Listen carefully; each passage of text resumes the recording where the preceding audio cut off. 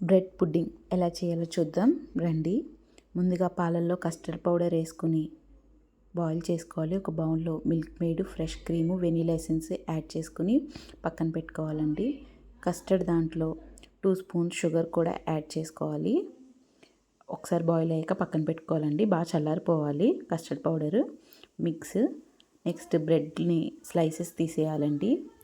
Side slices అన్నీ తీసేసుకోవాలి బ్రెడ్కి. నేను ఇక్కడ 6 బ్రెడ్స్ తీసుకున్నానండి.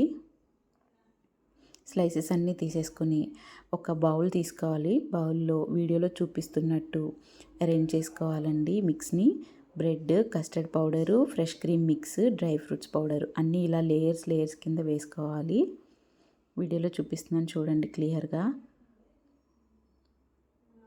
Custard powder mix, fresh cream mix, dry fruits ఇవన్నిటిని ఇలా పెట్టుకుని రిఫ్రిజిరేటర్లో 2 అవర్స్ అన్నా ఫ్రీజ్ చేయాలండి.